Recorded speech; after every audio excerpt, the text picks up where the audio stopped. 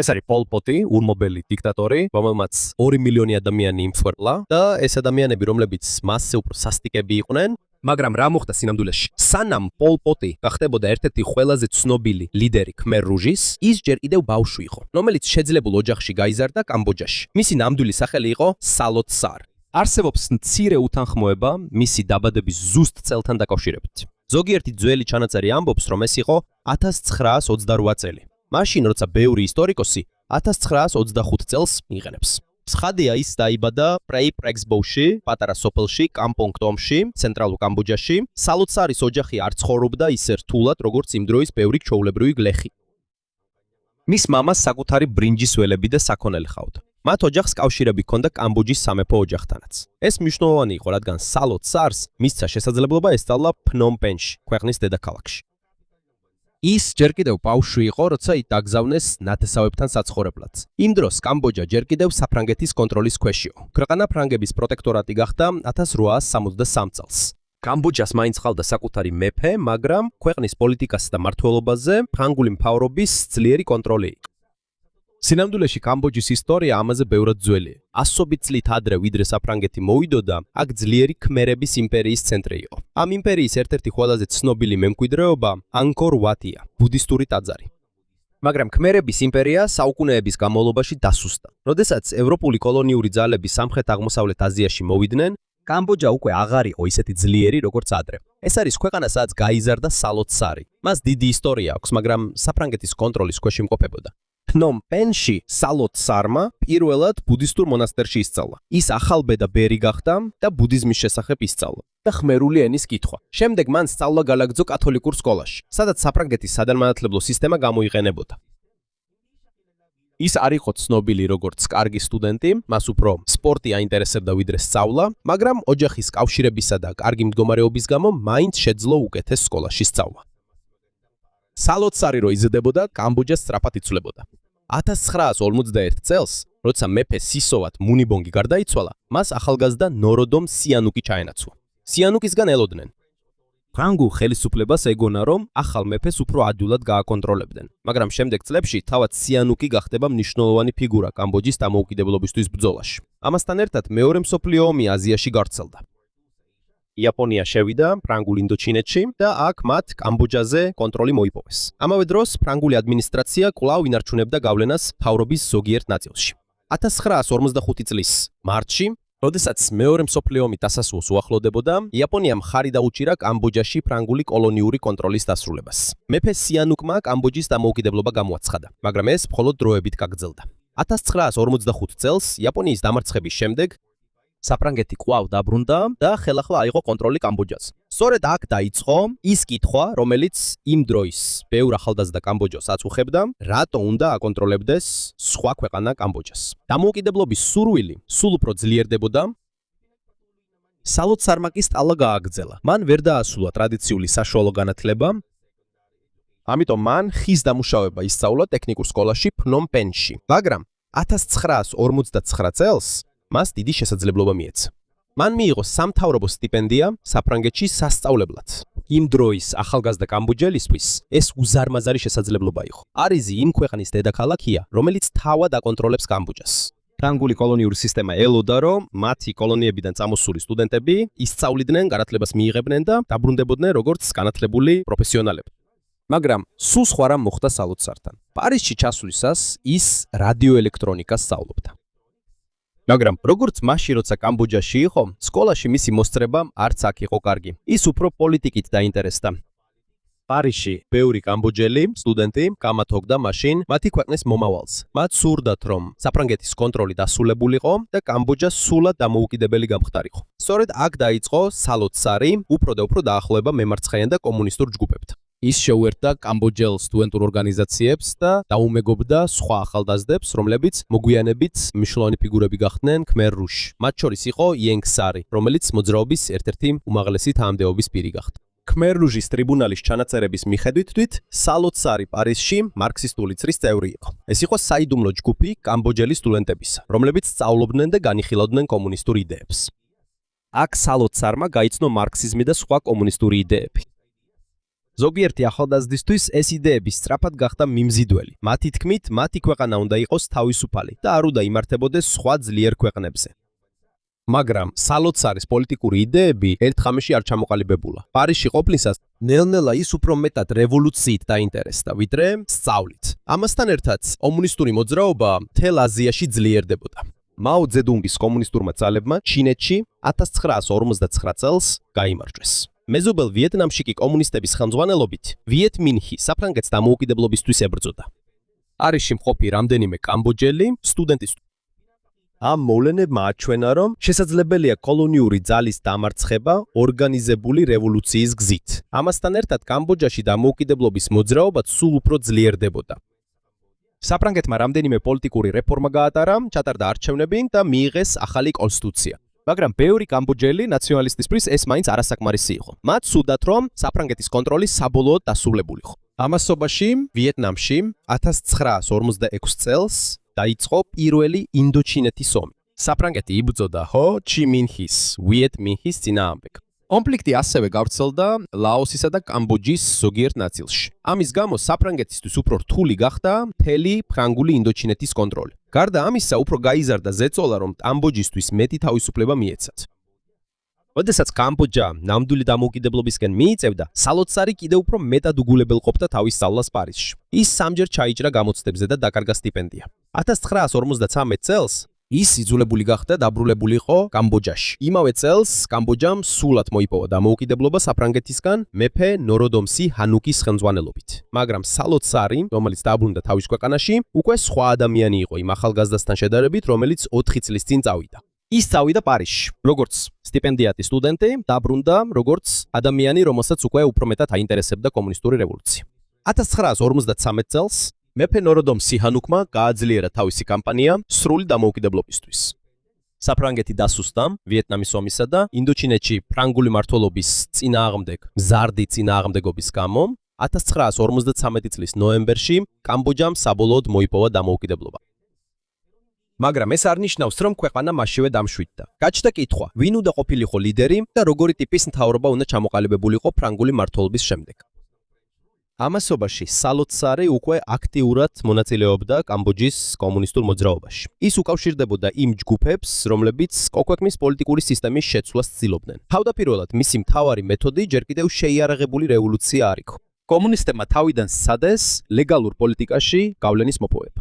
1954 წელს დასრულდა პირველი ინდოჩინეთის ომი. ჟენევის კონფერენციაზე აღიარეს კამბოჯისა და ლაოსის დამოუკიდებლობა, ვიეტნამი კი გაიყო კომუნისტურ ჩრდილოეთ ვიეტნამად და ანტიკომუნისტურ სამხრეთ ვიეტნამად, სანამ ელოდებოდნენ პოლიტიკურ შეთანხმებას, რომელიც საბოლოოდ არ შედგა როგორც დალეგმილი იყო. მალე ვიეტნამში კვლავ გაჩაღდა დიდი კონფლიქტი. შეერთებულმა შტატებმა მხარი დაუჭირა სამხრეთ ვიეტნამს, ხოლო საბჭოთა კავშირმა და ჩინეთმა კომუნისტურ ჩრდილოეთ ვიეტნამს. იმის გამო, რომ კამბოჯა ვიეტნამის მეზობლად მდებარეობს, კამბოჯისთვის რთული იყო ომისგან სულად განზედარჩენა. შემდგომში ჩრდილოეთ ვიეტნამის ძალებმა და ვიეტკონგმა გამოიყენეს მარშრუტები და ბაზები, რომლებიც მდებარეობდა კამბოჯის აღმოსავლეთ ნაწილში და მის მახლობლად, რათა დაეჭირათ მხარი სამხრეთ ვიეტნამში მიმდინარე ოპერაციებისთვის. ამ მიზეზით კამბოჯა ნელ-ნელა ჩაერთო ვიეტნამის ომში, მიუხედავად იმისა, რომ იგი თავდაპირველად ბრძოლის მთავარი ცენტრი არ იყო. ამასობაში კამბოჯის პოლიტიკაში დიდი ცვლილებები მოხდა. 1955 წელს სიანუკმა დატოვა მეფის ტახტი და იგი თავის მამას გადააბარა. ეს გააკეთა იმისთვის, რომ თავად შესულიყო პოლიტიკაში. მეფისა და პოლიტიკოსის როლი განსხვავებულია. ამიტომ მან შექმნა სანკუმი, პოლიტიკური მოძრაობა, რომელსაც თავად ხელმძღვანელობდა. სანკუმმა დიდი გამარჯვება მოიპოვა 1955 წლის არჩევნებში. ამის შემდეგ სიანუკი გახდა ყველაზე გავლენიანი პოლიტიკური ფიგურა კამბოჯაში. კომუნისტებისა და მთავრობის სხვა მოწინააღმდეგეებისთვის მდგომარეობა არ იყო კარგი. მათგან ბევრი იძულებული გახდა ფარულად ემოქმედა. ამ პერიოდში სალოცარი ჩვეულებრივი ადამიანის ცხოვრებით ცხოვრობდა პნომპენში. ის გახდა მასწავლებელი კერძო სკოლაში, სადაც ასწავლიდა ისტორიას, გეოგრაფიას და ფრანგულ ლიტერატურას. მაგრამ საკლასო ოთახის გარეთ იგი აგრძელებდა თავის საიდუმლო პოლიტიკურ საქმიანობას. 1956 წელს მან იქორწინა კიეუ ფონარიზე, ქალზე, რომელიც ასევე განათლებულ კამბოჯურ ოჯახში იყო დაბადებული და დაკავშირებული იყო კომუნისტურ მოძრაობასთან.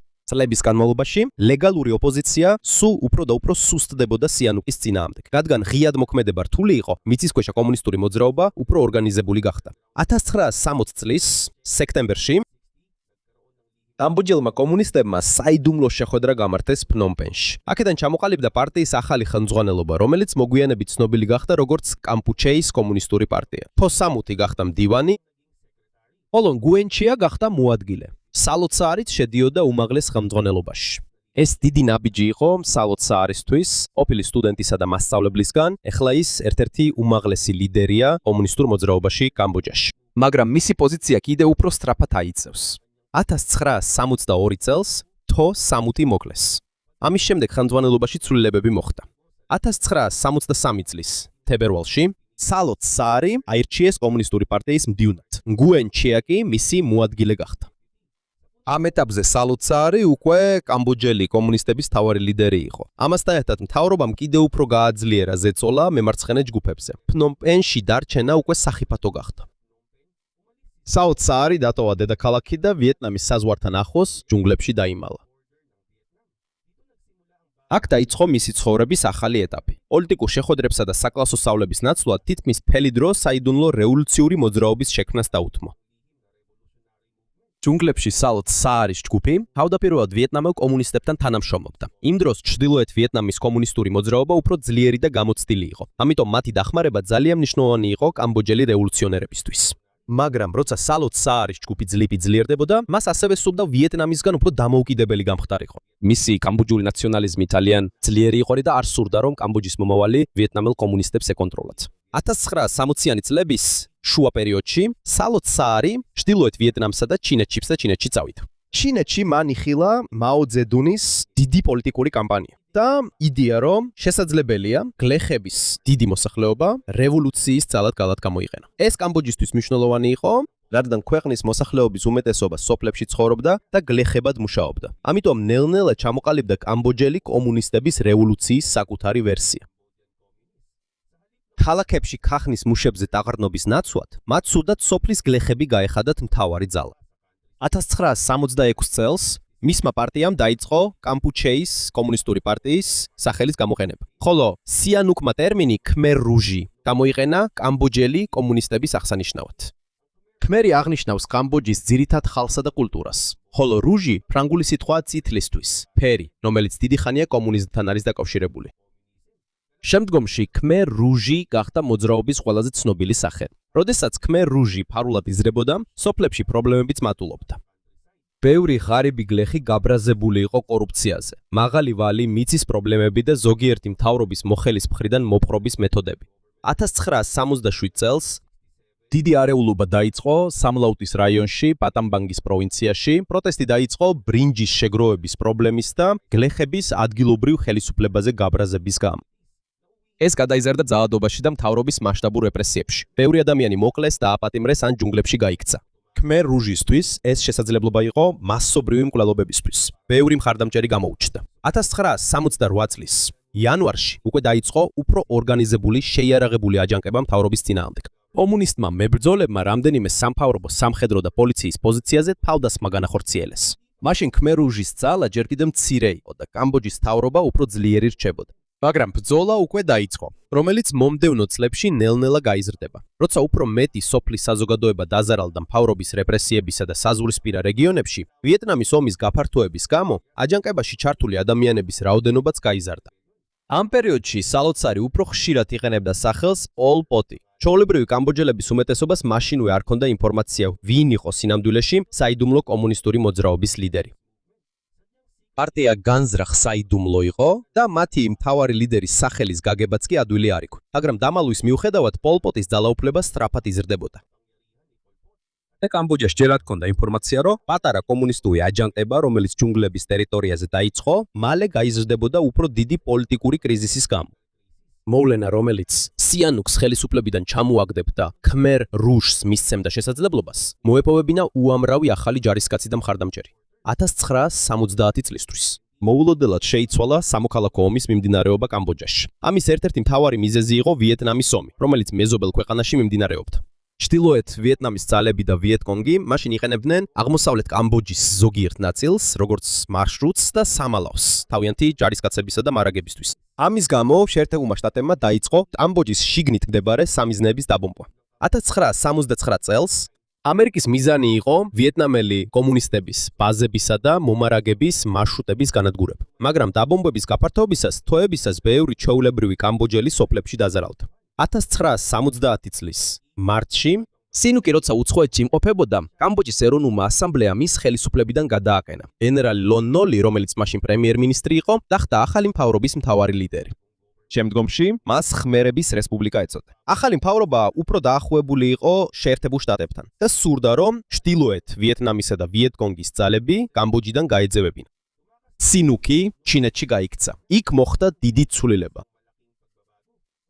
ყოფილი მტერი ხმერ რუჟის ახლა მათთან ალიანსში შევიდა, რათა ლონ ნოლის მთავრობა დაემხო. ეს პოლ პოტისთვის ძალიან მნიშვნელოვანი იყო. კამბოჯის სოფლებში ბევრი ადამიანი კვლავ სინუქს ერთგული იყო. როდესაც ყოფილმა მეფემ თქვა, რომ აჯანყებისთვის მხარი უნდა დაეჭირათ, ბევრი ადამიანი შეუერთდა, მიუხედავად იმისა, რომ ისინი კომუნისტები არ იყვნენ. ამასთანავე ჩtildeოეთ ვიეტნამის ძალებიც დაეხმარნენ ლონ ნოლის მთავრობის წინააღმდეგ ბრძოლაში. ამის გამო პნომ პენმა სწრაფად დაკარგა კონტროლი სოფლად მდებარე დიდ ტერიტორიებზე. ხმერ რუჟიც გაძლიერდა, რადგან მათ მეტი იარაღი, წვრთნა და ახალი წევრები მიიღეს. სამოქალაქო ომი სწრაფად გაიზარდა. ერთ მხარეს იყო ლონ ნოლის მთავრობა, რომელსაც შეერთებული შტატები უჭერდა მხარს, მეორე მხარეს კი ხმერ რუჟი და სხვა ძალები, რომლებიც ახალი მთავრობის დამხობას ცდილობდნენ. მაგრამ ომის გაგრძელებასთან ერთად პოლ პოტის საკუთარი ძალები ნელ-ნელა ძლიერდებოდნენ. მას აღარ სურდა ვიეტნამელ კომუნისტებზე დამოკიდებულება. უნდოდა რომ თავად ხმერ რუჟს ჰქონოდა მთავარი კონტროლი კამბოჯაზე. ხმერ რუჟის გაძლიერებას დიდად შეუწყო ხელი სოფლებში არსებული მუდმივი არეულობამაც. ბევრი სოფელი განადგურდა ბრძოლებისა და დაბომბების შედეგად. ბევრმა ოჯახმა დაკარგა სახლი და მიწის ნაკვეთი. სიტუაციის გაუარესებასთან ერთად უფრო მეტმა ადამიანმა დაკარგა ნდობა ლონ ნოლის მთავრობის მიმართ. 1970-იანი წლების დასაწყისში ამერიკა აგრძელებდა სამხედრო და ფინანსურ დახმარებას პნომ პენის მთავრობას. თუმცა ამავდროულად შეერთებული შტატები ნელ-ნელა ტოვებდა ვიეტნამის ომს. 1973 წელს დაიდო სამშვიდობო შეთანხმება, რათა დასრულებულიყო ამერიკის პირდაპირი სამხედრო ჩარევა ვიეტნამში. თუმცა სამოქალაქო ომი კამბოჯაში არ დასრულებულა. ლონ ნოლის მთავრობამ ცადა ცეცხლის შეწყვეტის შეთანხმება, მაგრამ ხმერ რუჟმა გააგრძელა შეტევა.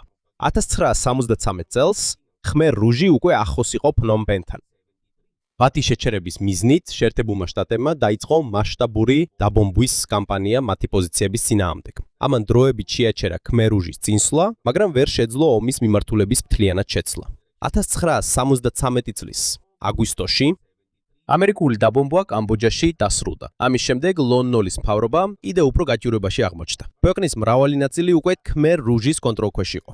მთავრობას მტკიცედ მხოლოდ პნომ პენი და რამდენიმე დიდი ქალაქი ეკავა. დედაქალაქში ასევე მიაწყდა უამრავი ლტოლვილი, რომლებიც სოფლებიდან გარბოდნენ. პნომ პენის მოსახლეობა გაიზარდა და ქალაქში დაიწყო საკვების, საწვავის და სხვა მარაგების დეფიციტი. ამ დროს ხმერ რუჟი სულ უფრო ახლოვდებოდა. 1975 წლის დასაწყისში ისინი თითქმის მთლიანად შემოერთდნენ პნომ პენს. დედაქალაქისკენ მიმავალი ბევრი გზა და მარშრუტი მათ კონტროლქვეშ იყო. ქალაქში საკვების და საბრძოლო მასალის შეტანა უკვე ძალიან ჭირდა. 1975 წლის 1 აპრილს ლონ ნოლი დატოვა კამბოჯა. დარჩენილი სამთავრობო ძალები ბრძოლას აგრძელებდნენ, მაგრამ უკვე ნათელი იყო, რომ დედაქალაქის დაცემა გარდაუვალი იყო. 1975 წლის 17 აპრილს ხმერ რუჟი შევიდა პნომ პენში. დასრულდა თითქმის 5 წლიანი ბრძოლა ქმერეთის რესპუბლიკის წინააღმდეგ. ბევრი მცხოვრებისთვის შეიძლება ეგონათ, რომ დასრულდა შიში და შიმში, რომელიც სამოქალაქო ომმა მოიტანა. მაგრამ პოლ პოტს სურდა სრულიად განსხვავებული კამბოჯის აშენება. თავიდან მოძრაობის გარეთ ძალიან ცოტა მიცოდა, ვინ იყო სინამდვილეში ხმერ რუჟის უმაღლესი ლიდერი. მათი ხელმძღვანელობა საიდუმლო იყო და პოლ პოტი იშვიათად ჩნდებოდა საჯაროდ, მაგრამ პარტიის შიგნით ის უკვე ყველაზე ძლიერი ადამიანი იყო. ანგმა მოგვიანებით აღიარა, რომ ხმერ რუჟის მთავარი გეგმა იყო ახალი საზოგადოების შექმნა, რომელიც ფერმერულ საქმიანობაზე იქნებოდა დაფუძნებული. ხელმძღვანელობა თვლიდა, რომ კამბოჯას უნდა ეცხოვრა საკუთარი საკვებითა და რესურსებით, სხვა ქვეყნებზე დამოკიდებულების გარეშე. ამის გასაკეთებლად მათ სურდათ ცხოვრების ცენტრი ქალაქებიდან სოფლებში გადაეტანა. ისინი არ ენდობოდნენ ქალაქებში მცხოვრებ ბევრ ადამიანს. ქმერ რუჟისთვის ლეხები უნდა ყოფილიყვნენ ახალი კამბოჯის მთავარი ნაწილი. მათ ასევე სურდათ კერძო საკუთრების გაუქმება და სოფლის მეურნეობაში ბევრი საქმიანობის კოლექტიურად შესრულება.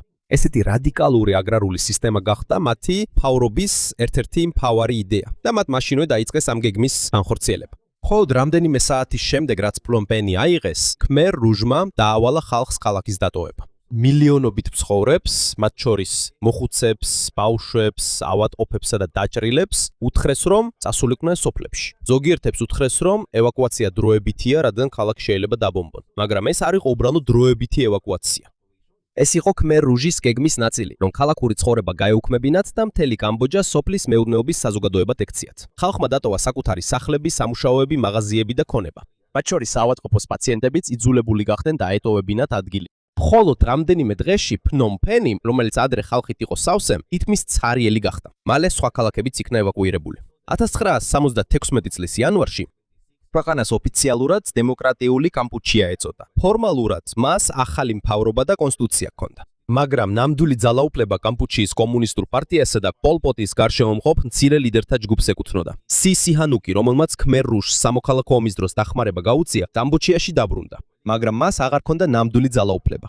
1976 წელს მან დატოვა თავისი ოფიციალური პოზიცია და მოგვიანებით შინაპატიმრობაში მოათავსეს. ამ დროს უკვე ქმერ რუჟს მთელი ქვეყანა კონტროლქვეშ ჰყავდა და მათი ყოფილი დაპირება შეექმნათ ახალი კამბოჯია სწრაფად გადაიქცა უკიდურესად მკაცრ სისტემად.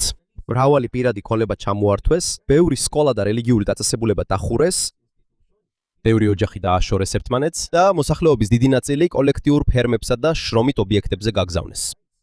სამოქალაქო ომი დასრულდა, მაგრამ ჩვეულებრივი კამბოჯელისთვის პოლ პოტის ეპოქის ყველაზე ბნელი პერიოდი მხოლოდ ახლა იწყებოდა. მას შემდეგ, რაც ქმერ რუჟმა 1975 წლის 17 აპრილს კამბოჯა დაიკავა, პოლ პოტის მმართველობის ყველაზე ბნელი პერიოდი დაიწყო. ახალ მთავრობას სურდა კამბოჯელების ცხოვრება მთლიანად შეეცვალა. მათი გეგმა იყო კამბოჯა გადაექციათ სასოფლო სამეურნეო ქვეყნად, რომელიც თითქმის არ იქნებოდა დამოკიდებული სხვა ქვეყნებს. ამისთვის მათ ბევრი ადამიანი ქალაქებიდან გაასახლეს და სოფლებში გაგზავნეს, რომ კოლექტიურ ფერმებში ემუშავათ. მიწა და მოსავალი მთავრობის კონტროლქვეშ იყო. ჩვეულებრივ ადამიანს თითქმის აღარ ჰქონდა საკუთარი ბიზნესი ან პირადი საკუთრება. ქმერ რუჟს სურდა, რომ საკვების წარმოება სწრაფად გაზრდილიყო, მაგრამ მათი მიზნები არარეალური იყო. ხალხს საათობით ამუშავებდნენ, მიუხედავად იმისა, რომ საკვებიც და დასვენებაც არ ყოფნიდათ, ბევრი ავადდებოდა შიმშილის, გადაღლისა და შესაბამისი მედიკამენტების არარსებობის გამო. სოფლის მეურნეობის განვითარების ნაცვლად საკვების მასშტაბური დეფიციტი წარმოიშვა. პრობლემა მხოლოდ მძიმე სამუშაო არ იყო. ქმერ რუჟმა შექმნა ძალიან მკაცრი სისტემა, სადაც ადვილად შეიძლებოდა ადამიანი მთავრობის მტრად დაედანაშაულებინათ. სამიზნედ ხდებოდნენ ყოფილი მთავრობის წარმომადგენლები, ჯარისკაცები, მასწავლებლები, რელიგიური ლიდერები, პროფესიონალები და ყველა, ვინც ეჩუმიტანილი იყო ახალი სისტემის წინააღმდეგობაში. მათ შორის თავად ქმერ რუჟის წევრებიც არ იყვნენ დაცულნი. დროთა განმავლობაში ლიდერობა კიდევ უფრო მეტად ეშინოდა იმ ადამიანების, ვისაც მოღალატეებად ან ჯაშუშებად მიიჩნევდნენ. პარტიის შიგნითაც მოხდა მასშტაბური წმენდები, ასევე რელიგიური და ეთნიკური თემებიც აწამეს. ძალიან მკაცრად შეიზღუდა ბუდიზმი და ბევრი ბერი აიძულეს დაეტოვებინათ თავიანთი რელიგიური ცხოვრება. ეთნიკური ვიეტნამელები და ჩამი მუსლიმები იმ თემებს შორის იყვნენ, რომლებმაც ფართომასშტაბიანი დევნა გადაიტანეს. შემდგომში ქმერ რუჟის ტრიბუნალმა აღიარა, რომ ვიეტნამელებისა და ჩამების ჯგუფების წინააღმდეგ გენოციდი განხორციელდა. ეს ერთ-ერთი მიზეზია, რის გამოც კამბოჯაში მომხდარს მხოლოდ მასობრივ მკლავებებს არ უწოდებენ. არამედ ის 20 საუკუნის ერთ-ერთი ყველაზე მძიმე გენოციდად ითვლება. შიშის ერთ-ერთი ყველაზე ცნობილი ადგილი იყო ეს 21 ციხე ფნომპენში, რომელიც ადრე სკოლა იყო და ეხლა ცნობილია როგორც თუოლ სლენგის გენოციდის მუზეუმი. აქ მოხავდათ ადამიანები, ვისაც ქმერ რუჟის მტრად მიიჩნევდნენ. ხშირად აიძულებდნენ მათ ეღიარებინათ დანაშაულები, რომლებიც არ ჩაუდენიათ და დაესახელებინათ სხვა სავარაუდო თანამზრახველები. დაახლოებით 14,000-დან 17,000-მდე ადამიანი იყო დაპატიმრებული ეს 21-ში, ძალიან ცოტა მოახერხა გადარჩენა. კამბოჯის სხვადასხვა ნაწილში ქმერ რუჟმა ასევე შექმნა მრავალი დაკავებისა და სიკვდილით დასჯის ადგილი. მოგვიანებით ეს ადგილები ცნობილი იქნა როგორც მკვლელობის ველები. მაგრამ პოლ პოტის მმართველობის დროს ყველა გარდაცვლილი პირდაპირ არ მოუკლავთ. ძალიან ბევრი ადამიანი დაიღუპა შიმშილის, ავადმყოფობის, გადაღლისა და სამედიცინო დახმარების ნაკლეობის გამო. 1975 წლის აპრილიდან 1979 წლის იანვრამდე დაახლოებით 2 მილიონი კამბოჯელი დაიღუპა khmer rouge-ის მმართველობის დროს. ეს ქვეყნის მოსახლეობის უზარმაზარი ნაწილია სულ რაღაც 4 წელზე ნაკლებ დროში. khmer rouge-მა თითქმის მთლიანად შეცვალა ადამიანის ნორმალური ცხოვრება. ბევრი ოჯახი დააშორეს ერთმანეთს. მკაცრად აკონტროლებდნენ, სად იცხოვრებდნენ და იმუშავებდნენ ადამიანები. ბევრი სკოლა დახურეს, ან შეცვალეს მათი დანიშნულება. განათლება, რომელსაც უშვებდნენ, მხოლოდ საბაზისო უნარებსა და მთავრობის პოლიტიკურ იდეებზე იყო ორიენტირებული. ჯანმრთელობის სისტემაც დაინგრა, რადგან ბევრი კვალიფიციური სპეციალისტი მოკლეს, დაიქცა ან იძულებით შრომაზე გაგზავნეს. ქვეყნის დიდ ნაწილში ასევე გააუქმეს ფულის ნორმალური გამოყენება და კერძო ვაჭრობა. ამის ნაცვლად, ვიდრე კამბოჯა გაძლიერებულიყო, ამან კიდევ უფრო დააზიანა ეკონომიკა და ადამიანების ნორმალური ცხოვრება. ქვეყნის შიგნით მკაცრი კონტროლის ფონზე, პოლ პოტის მთავრობასთან ახლოს ძალიან ცოტა ქვეყანა იყო. ყველაზე მნიშვნელოვანი იყო ჩინეთი, რომელმაც დიდი პოლიტიკური, ეკონომიკური და სამხედრო მხარდაჭერა გაუწია დემოკრატიულ კამპუჩიას. უფრო შორს იყო მისი ურთიერთობა საბჭოთა კავშირთან. მაგრამ პოლ პოტის მთავრობისთვის ყველაზე დიდი პრობლემა იყო მისი ურთიერთობა მეზობელ ვიეტნამთან. ორივე ქვეყანა კომუნისტური იყო. მაგრამ დიდი ხანია საზღვარზე პრობლემები აქვს. პოლ პოტს ძალიან ეშინოდა, რომ ვიეტნამი ძალიან დიდ გავლენას მოახდენდა კამბოჯაზე. დაძაბულობა ნელ-ნელა გადაიზარდა შეიარაღებულ დაპირისპირებაში. საზღვრის ორივე მხარეს თავდასხმები მოხდა და khmer rouge-მა რამდენიმე ვიეტნამური დასახლება დაარბია. კონფლიქტის გამწვავებასთან ერთად პოლ პოტი უფრო მეტად ეჭვობდა, რომ მისი ზოგიერთი ოფიციალური პირი ვიეტნამისთვის მუშაობდა. ახალი წმენდა დაიწყო, განსაკუთრებით აღმოსავლეთ კამბოჯიდან khmer rouge-ის წევრების წინააღმდეგ. 1978 წლის ბოლოსთვის ვიეტნამმა გადაწყვიტა საბოლოოდ დაესხას კამბოჯას. 25 დეკემბერს ვიეტნამის დიდი ძალა khmer rouge-ის კამბოჯელი მოწინააღმდეგეებთან ერთად გადაკვეთა საზღვარი. ვიეტნამის ბევრ ჯარისკაცს დიდი საბრძოლო გამოცდილება ჰქონდა. ვიეტნამის ომში მიღებული გამოცდილების გამო პოლ პოტის არმიამ ვერ გაუძლო მათი სწრაფი წინსვლის ტემპს. მხოლოდ რამდენიმე კვირაში khmer rouge-ის მრავალი პოზიცია სწრაფად დაეცა. 1769 წლის 7 იანვარს ვიეტნამის ძალები და მათი კამბოჯელი მოკავშირეები ფნომ პენში შევიდნენ. პოლ პოტის მთავრობა დაეცა და მისმა მოწინააღმდეგეებმა ვიეტნამის მხარდაჭერით ახალი მთავრობა ჩამოაყალიბეს. მაგრამ ეს არ ნიშნავს, რომ khmer rouge მაშინვე გაქრა. პოლ პოტი და მისი მრავალი თანამოაზრე გაიქცნენ. Han patungo sa Western Cambodia, malapit sa ჯუნგლების ტერიტორიებიდან ისინი განაგრძობდნენ ბრძოლას როგორც გერილიური ძალა ახალი მთავრობისა და ვიეტნამის არმიის წინააღმდეგ ფნომ პენში. აქ ისევ გართულდა ცივი ომის პოლიტიკა. ვიეტნამი ახლოს იყო საბჭოთა კავშირთან, ხოლო ჩინეთი საბჭოთა კავშირის მოწინააღმდეგე იყო. რადგან ჩინეთი იყო khmer rouge-ის მოკავშირე, ეკინი განაგრძობდა ვიეტნამის წინააღმდეგობის მხარდაჭერას. გაეროში კი ბევრმა ქვეყანამ არ აღიარა მაშინვე ფნომ პენში ვიეტნამელების შეჭრის შემდეგ დასმული მთავრობა არ იყო აღიარებული. ამიტომ მომდევნო წლებში საერთაშორისო დონეზე აღიარებულ კამბოჯის წარმომადგენლობაში დარჩა კოალიცია, რომელშიც khmer rouge-იც შედიოდა. ნიშნულოვანი განმარტებაა, რომ პოლ პოტი პირდაპირი მოკავშირე არ ყოფილა შეერთებული შტატებისთვის. ამერიკა ვიეტნამელების ოკუპაციას ეწინააღმდეგებოდა და მხარს უჭერდა ანტივიეტნამური კამბოჯური კოალიციის დიპლომატიურ მცდელობებს.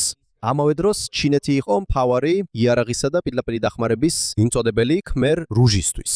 ცივი ომის გამო შეიქმნა უცნაური სიტუაცია, სადაც მოძრაობა, რომელიც პასუხისგებელი იყო მასობრივ მკვლელობებზე, მაინც აგრძელებდა არსებობას. რადგან დიდი ქვეყნები სამხრეთ-აღმოსავლეთ აზიაში გავლენისთვის იბრძოდნენ, მთელი 1980-იანი წლების განმავლობაში კამბოჯაში გრძელდებოდა გერილიური ომი.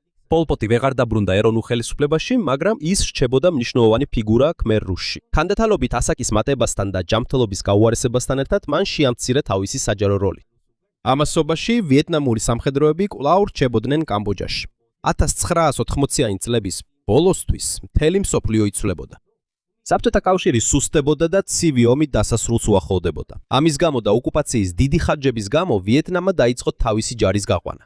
1999 წლის სექტემბერში დასრულდა ვიეტნამური ძალების ძირითადი გაყვანა კამბოჯიდან. ამის შემდეგ საერთაშორისო სამშვიდობო შეთანხმება უფრო შესაძლებელი გახდა. 23 ოქტომბერს 1991 წელს პარიზის სამშვიდობო შეთანხმებას მოეწერა ხელი. მისი მიზანი იყო ხანგრძლივი კონფლიქტის დასრულება და კამბოჯისთვის ახალი პოლიტიკური სისტემისა და არჩევნების ჩატარების შესაძლებლობის მიცემა. გაერომ შექმნა დიდი სამშვიდობო და გარდამავალი მისია, სახელწოდებით UNTAC, რათა დახმარებოდა არჩევნების მომზადებასა და ნორმალური მთავრობის დაბრუნებაში. თუმცა khmer rouge-მა უარი თქვა, სულად დამორჩილებოდა სამშვიდობო პროცესს. მათ არ ჩააბარეს ხოლა იარაღი და მოგვიანებით არჩეულებშიც სრულად არ ჩაერთვნენ. 1993 წელს გაეროს ხელმძღვანელობით ეროვნულ არჩევნები ჩატარდა. კამბოჯის მოსახლეობის დიდი ნაწილი მივიდა არჩევნებზე და ნოროდომ სიანუკიც დაბრუნდა მეფედ, მონარქიის აღსადგენად. ქმერ რუჟისთვის აშკარა გახდა, რომ მათი პოლიტიკური გავლენა იკარგებოდა. ისინი კვლავ აგრძელებდნენ შეიარაღებულ წინააღმდეგობას რამდენიმე ადგილას. მაგრამ მათი კონტროლი სულ უფრო და უფრო მცირდებოდა. ბევრი მებრძოლი და მეთაური მოძრაობა სტოვებდა, ნებდებოდა ან მთავრობის მხარეს გადადიოდა. 1990-იანი წლების შუა პერიოდში ქმერ რუჟი უკვე აღარ იყო ისეთი, როგორიც ადრე. მათ უკვე ცოტა ტერიტორია ჰქონდათ და შიდა კონფლიქტები სულ უფრო იზრდებოდა. თვითონ ხელმძღვანელობაც კი ჩხუბს იწყებდა. 1997 წელს პოლ პოტის ხალხმა მოკლა მისი დიდი ხნის თანამგზავრი სონ სენი და მისი ოჯახის რამდენიმე წევრი. მას შემდეგ რაც პოლ პოტმა იეჭვა, რომ მას უღალატებდნენ. ამ ქმედებამ კიდევ უფრო გააბრაზა ქმერ რუჟის სხვა მეთაურები. მალე ერთ-ერთმა ფრაქციამ მოძრაობის შიგნით მის წინააღმდეგ იმოქმედა. პოლ პოტი დააპატიმრეს მისმა ყოფილმა თანამებრძოლებმა და ქმერ რუჟმა მას საჯარო სასამართლო მოუწყო. მას მიუსაჯეს შინაპატიმრობა მთელი სიცოცხლის განმავლობაში. იმ მომენტისთვის მას თითქმის აღარ ჰქონდა ნამდვილი ძალაუფლება. ადამიანი, რომელიც ადრე მთელ კამბოჯას აკონტროლებდა, გახდა პატიმარი იმ მოძრაობისა, რომლის შექმნაშიც თავად მიიღო მონაწილეობა. მისი ჯანმრთელობაც მნიშვნელოვნად დასუსტა.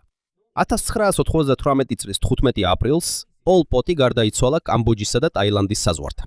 ოფიციალური ინფორმაციისა და ქმერ რუჟის ტრიბუნალის პროფილის მიხედვით, ის გულის უკმარისობით გარდაიცვალა. არსებობს სხვადასხვა ეჭვი მისი სიკვდილის წინ მომხდარ ზუსტ მოვლენებთან დაკავშირებით, მაგრამ სხვა თეორიების დასადასტურებლად მტკიცებულება არ არსებობს. მან ვერ მოესწრო საერთაშორისო სასამართლოს წინაშე წარდგომას მისი მმართველობის დროს ჩადენილი დანაშაულებისთვის. პოლ პოტის გარდაცვალების შემდეგ დარჩენილი ქმერ რუჟი სწრაფად დასუსტა. 1998 და 1999 წლებში. მისი ბოლო მეთაურებიდან ბევრი დანებდა ან დააკავეს. მოძრაობა დასრულდა როგორც დიდი სამხედრო ძალა, მაგრამ სამართლიანობის ძიება არ დასრულებულა. რამდენიმე წლის შემდეგ კამბოჯამ და გაერთიანებულმა ერებმა ითანამშრომლეს, რათა შეექმნათ კამბოჯის სასამართლოების საგანგებო პალატები, ანუ ქმერ რუჟის ტრიბუნალი. აქ გაასამართლეს რეჟიმის რამდენიმე უმაღლესი ყოფილი ლიდერი. პოლ პოტი თავად აღარ წარდგა სასამართლოს წინაშე, რადგან ის გარდაიცვალა მანამდე, სანამ ტრიბუნალი შეიქმნებოდა. პოლ პოტის მიერ კამბოჯისთვის დატოვებული მემკვიდრეობა მხოლოდ დაცემული მთავრობა არ იყო.